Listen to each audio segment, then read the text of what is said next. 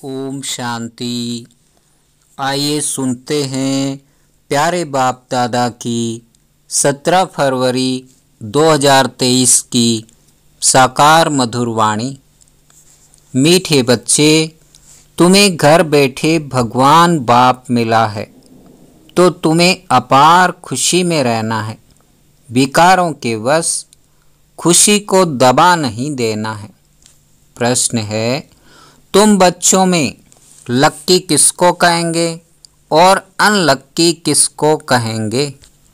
उत्तर, लक्की वह है जो बहुतों को आप समान बनाने की सेवा करते, सबको सुख देते हैं, और अनलक्की वह हैं जो सिर्फ सोते और खाते हैं, एक दो को दुख देते रहते हैं।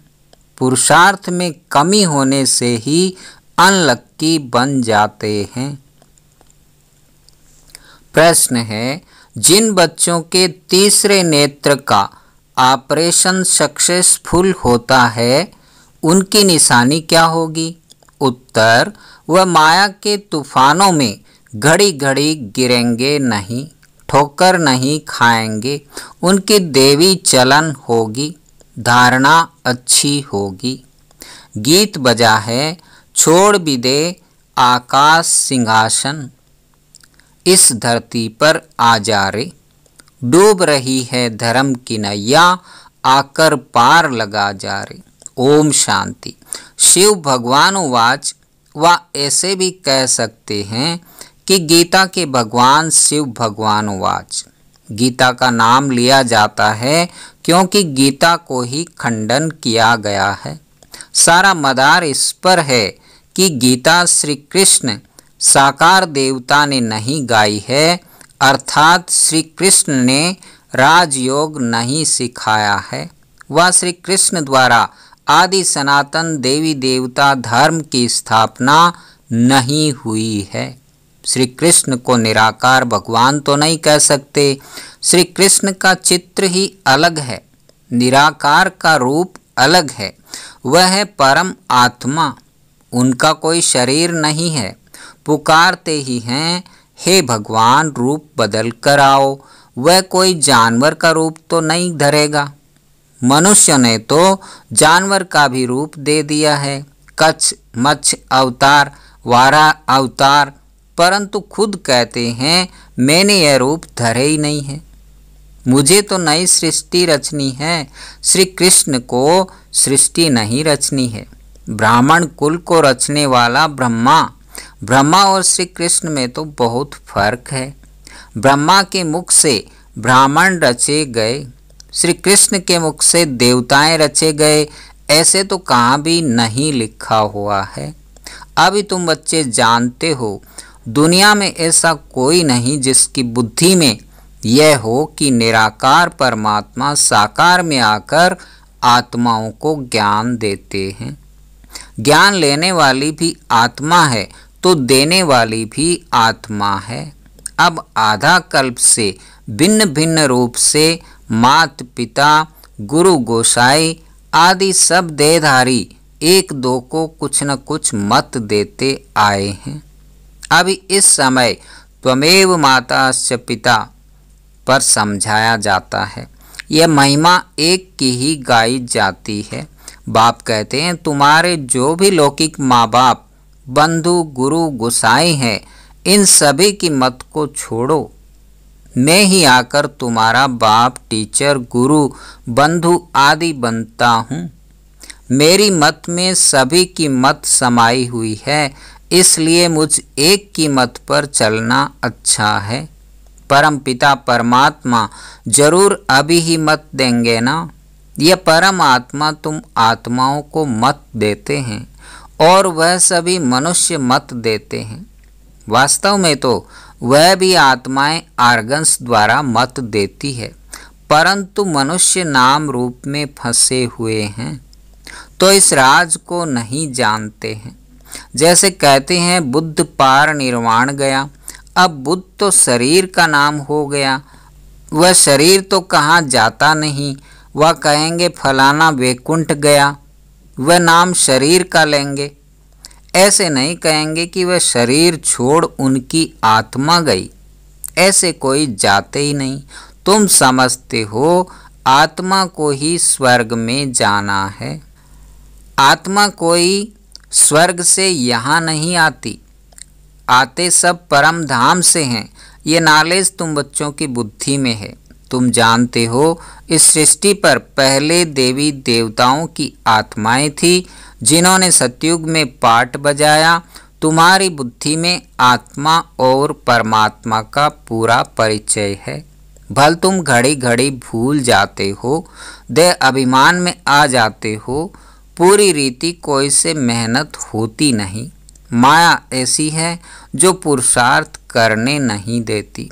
खुद भी सुस्त हैं तो माया और ही सुस्त बना देती है।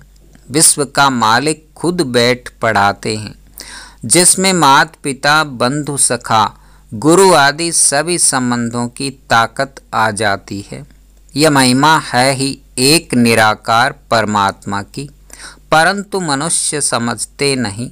लक्ष्मी नारायण आदि सब के आगे जाकर महिमा गाते रहते हैं।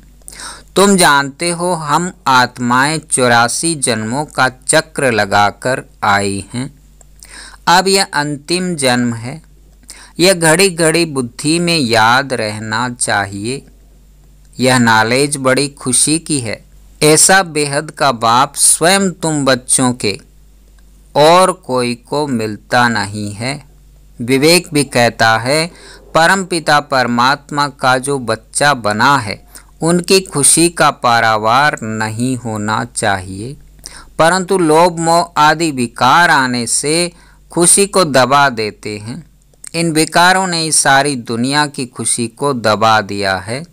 तुमको तो घर बैठे बाप आकर मिला है, भारत में आए हैं। भारतवासियों का तो भारत घर है ना, परंतु आएंगे तो जरूर एक घर में। ऐसे तो नहीं घर घर में आएंगे, फिर तो सर्वव्यापी हो गया। वह आएंगे तो जरूर आकर पतितों को पावन बनाएंगे। दुनिया तो समझती है श्री कृष्ण आएगा, परंतु तुम जानते हो परम पिता परमात्मा आया हुआ है, जो पतित पावन ज्ञान का सागर है। उनका नाम वास्तव में रुद्र है। यह बड़े से बड़ी भूल है।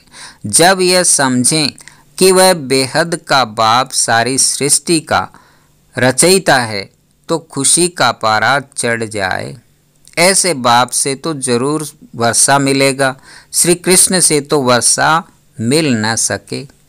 इन बातों पर भी किसकी बुद्धि नहीं चलती। दुनिया तो सारी शूद्र संप्रदाय है, ब्राह्मण भी सिर्फ कहलाने मात्र हैं। तुम ब्राह्मण जब विचार सागर मंथन करो तब औरों को भी परिचय दे सको। श्री कृष्ण को तो सब जानते हैं, सिर्फ कोई कहते राधे कृष्ण स्वर्ग के हैं, कोई फिर द्वापर में ठोक देते। यह भी मूझ कर दी है। ईश्वर तो ज्ञान का सागर है। तुम ईश्वरीय संप्रदाय में ही ज्ञान आ सकता है। आसुरी संप्रदाय में ज्ञान कहाँ से आया? भल गाते भी हैं पतित पावन, परंतु अपने को पतित समझते नहीं। स्वर्ग को तो बिल्कुल जानते ही नहीं, सिर्फ नाम मात्र कहते हैं। यह भी नहीं समझते हैं कि देवताएं स्वर्गवासी हैं। तुम जब समझाते हो तब आंखें खुलती है। माया ने आंखें ही बंद कर दी है। प्राचीन भारत स्वर्ग था, लक्ष्मी नारायण का राज्य था। यह भी नहीं जानते, हम भी नहीं मानते थे। यह तो समझ सकते हैं कि अन्य धर्म तो बाद में आए हैं। देवताओं के समय यह धर्म नहीं थे तो जरूर वहाँ सुख ही सुख होगा। बाप बच्चों को रस्ते ही हैं सुख के लिए, ऐसे नहीं सुख दुख दोनों देते हैं। लौकिक बाप भी बच्चा मांगता है तो उनको धन संपत्ति देने लिए, न कि दुख देने लिए। यह तो अभी हम समझाते हैं कि द्वापर से लेकर लौकिक बाप भी दुख ही देते आए हैं। सतयुग त्रेता में तो दुख नहीं देते। यहाँ माँ बाप प्यार तो बहुत करते हैं, परंतु उनको फिर काम कटारी नीचे डाल देते हैं तो दुख आरंभ हो जाता है। सतयुग में तो ऐसे नहीं होता, वहाँ तो दुख की बात नहीं। ये बाप बेट समझाते हैं, तुम्हारे में भी नंबरवार समझते हैं। तुम्हारा ये ज्ञान योग से ऑपरेशन हो रहा है, परंतु कोई का सक्सेसफुल होता है, कोई का नहीं होता है। जैसे आँखों का ऑपरेशन कराते हैं तो कोई की ठीक हो जाती है, कोई में थोड़ी खराबी रह जाती है, कोई की आंखें बिल्कुल खराब हो जाती है। तुमको भी अभी ज्ञान का तीसरा नेत्र मिल रहा है, तो बुद्धि रूपी नेत्र खुल जाता है तो अच्छा पुरुषार्थ करने लग पड़ते हैं। कोई का पूरा नहीं खुलता है, धारणा नहीं होती, देवी चलन भी नहीं होती। माया के तूफान में घड़ी घड़ी गिरते रहते हैं। एक तरफ है 21 जन्मों का सुख देने वाला उस्ताद, दूसरे तरफ है दुख देने वाला रावण। उसे भी उस्ताद कहेंगे। बाप कहते हैं मैं तो कोई को दुख नहीं देता, मैं तो सुख देने वाला नामी ग्रामी हूँ। सतयुग त्रेता में सब सुखी हैं, सुख देने वाला और है। यह भी किसको पता नहीं है कि रावण राज्य कब आरंभ होता है। आधा कल्प राम राज्य, आधा कल्प रावण राज्य। यह है राम राज्य और रावण राज्य की कहानी। परंतु यह भी कोई की बुद्धि में मुश्किल बैठता है। कोई तो बिल्कुल जड़जड़ी भूत अवस्था में है, जो कुछ भी नहीं समझते। जितना मनुष्य पढ़ते हैं उतना मेहनत भी आते हैं, दबदबा रहता है। हमारा फिर गुप्त दबदबा है। आंतरिक नारायणी नशा चढ़ा होगा तो वर्णन भी करेंगे, औरों को भी समझाएंगे। यह पढ़ाई तो राजाओं का राजा बनाने वाली है। कांग्रेसी लोग तो राजाओं का नाम सुनकर गर्म हो जाते हैं, क्योंकि पिछाड़ी के राजाएं ऐसी बन गए थे। परंतु यह भूल गए हैं कि आदि सनातन देवी देवताएं राजा रानी थे। अभी तुम फिर बाप से शक्ति ले 21 पीढ़ी राज्य भाग्य लो। यह सत्यनारायण की कथा तो मशहूर है, परंतु विद्वान आचार्य भी नहीं जानते गीता का कितना आडंबर बनाया है। लाखों सुनते हैं परंतु समझते कुछ भी नहीं है। अब इन विचारों को कौन सुजाग करे? यह तुम बच्चों का काम है, परंतु बहुत थोड़े बच्चे हैं जो औरों को सुजाग कर सकते हैं। जो जितना आप समान बनाएंगे उतना पद भी ऊंच पाएंगे। बाप कहते हैं बीती सो बीती देखो, ड्रामा में ऐसे था, आगे के लिए पुरुषार्थ करो। अपना चार्ट देखो, इतने समय में क्या धारणा की है। कोई 25-30 वर्ष के हैं, कोई 1 मास, कोई 7 रोज के बच्चे हैं, परंतु 15-20 वर्ष वालों से गेलप कर रहे हैं। वंडर है ना? या तो कहेंगे माया प्रबल है, या तो ड्रामा पर रखेंगे, परंतु ड्रामा पर रखने से पुरुषार्थ ठंडा हो जाता है। समझते हैं हमारे भाग्य में नहीं है। तुम सब लक्की स्टार्स हो, तुम्हारी भेंट ऊपर के स्टार्स से की जाती है। तुम सृष्टि के सितारे हो, वह तो सिर्फ रोशनी देते हैं। तुम तो मनुष्यों को जगाने की सेवा करते हो, दुखियों को सुखी बनाते हो। मनुष्य इन सितारों को नक्षत्र देवता कहते हैं। सच्चे देवता तो तुम बनते हो। उन सितारों को देवता कहते हैं क्योंकि वह ऊपर रहते हैं, परंतु देवताएं कोई ऊपर नहीं रहते। रहते तो इसी सृष्टि पर हैं, परंतु मनुष्यों से ऊंच जरूर है। सबको सुख देते हैं। जो 1-2 को दुख देते हैं उनको थोड़े ही लक्की स्टार्स कहेंगे। लक्की और अनलक्की इस समय हैं। जो आप समान बनाते हैं उन्हें लक्की कहेंगे। जो सिर्फ सोते और खाते हैं उनको अनलक्की कहेंगे। स्कूल में भी ऐसे होते हैं। यह भी पढ़ाई है, बुद्धि से काम लेना पड़ता है। राधे कृष्ण को 16 कला लक्की कहेंगे।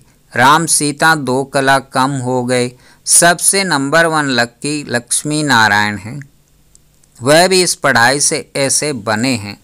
पुरुषार्थ में कमी करने से अनलक्की बन पड़ते हैं। तुमको तो बाप खुद पढ़ाते हैं, तुम स्टूडेंट ही गोप गोपियाँ हो। वास्तव में ये अक्सर सतयुग से निकला है। वहाँ प्रिंस प्रिंसेस खेल पाल करते हैं तो प्रिय नाम गोप गोपियाँ रखा है। श्री कृष्ण के साथ दिखाते हैं, बड़े हो जाते हैं तो गोप गोपियाँ नहीं कहा जाता है। होंगे तो सभी प्रिंस ना, कोई दास दासियाँ व बाहर के गाँवड़े के लोगों से तो नहीं खेलेंगे। महल में बाहर वाले तो आ न सके। श्री कृष्ण बाहर जमुना आदि पर नहीं जाते हैं, अपने महल में ही अंदर खेलते हैं। भागवत में तो कई फालतू बातें बैठ लिखी है, मटकी फोड़ी आदि है कुछ भी नहीं। वहाँ तो बड़े कायदे हैं। तो बाप कितना समझाते हैं, कहते हैं श्रीमत पर चलो, इस समय तुमको सुख ही सुख मिलता है। उनकी कितनी महिमा है, सबके दुख कैंसिल कराए सभी को सुख देते हैं। कहते हैं माम एकम याद करो। ये बाप आकर न पढ़ाते तो हम क्या पढ़ सकते? नहीं, ये मोस्ट लवली बाप है, सबसे अच्छी मत देते हैं। मन मना भव, मुझे याद करो, स्वर्ग को याद करो, चक्र को याद करो, इसमें सारा ज्ञान आ जाता है। वह तो सिर्फ विष्णु को स्वदर्शन चक्र दिखाते हैं, परंतु अर्थ का पता नहीं। हम अभी जानते हैं कि शंख है ज्ञान का, जो निराकार बाप देते हैं, विष्णु थोड़े ही देते हैं, और देते हैं मनुष्यों को, जो फिर देवता अथवा विष्णु बनते हैं। कितना मीठा ज्ञान है, तो कितना खुशी से बाप को याद करना चाहिए। अच्छा, मीठे मीठे सिकिलदे ब्राह्मण कुलभूषण स्वदर्शन चक्रधारी बच्चों को याद प्यार, परंतु बच्चे स्वदर्शन चक्र चलाते बहुत थोड़ा है, कोई तो बिल्कुल नहीं फिराते। बाप तो रोज कहते हैं स्वदर्शन चक्रधारी बच्चे, यह भी आशीर्वाद मिलती है। अच्छा, मीठे मीठे रूहानी बच्चों को रूहानी बाप की नमस्ते। धारणा के लिए मुख्य सार, पहला, एक बाप की मत में बाप, टीचर, गुरु, बंधु आदि की सब मतें समाई हुई है, इसलिए उनकी मत पर ही चलना है, मनुष्य मत पर नहीं। दूसरा, बीती को बीती कर पुरुषार्थ में गेलप करना है, ड्रामा कहकर ठंडा नहीं होना है, आप समान बनाने की सेवा करनी है। वरदान, शांति की शक्ति द्वारा सर्व को आकर्षित करने वाले मास्टर शांति देवा भव। जैसे वाणी द्वारा सेवा करने का तरीका आ गया है, ऐसे अब शांति का तीर चलाओ। इस शांति की शक्ति द्वारा रेत में भी हरियाली कर सकते हो। कितना भी कड़ा पहाड़ हो तो उसमें भी पानी निकाल सकते हो। इस शांति की महान शक्ति को संकल्प, बोल और कर्म में प्रैक्टिकल लाओ तो मास्टर शांति देवा बन जाएंगे। फिर शांति की किरणें विश्व की सर्व आत्माओं को शांति के अनुभूति की तरफ आकर्षित करेंगी और आप शांति के चुंबक बन जाएंगे। स्लोगन, आत्म अभिमानी स्थिति का वृत्ति धारण कर लो तो वृत्तियां परिवर्तन हो जाएंगी। ओम शांति, ओम शांति।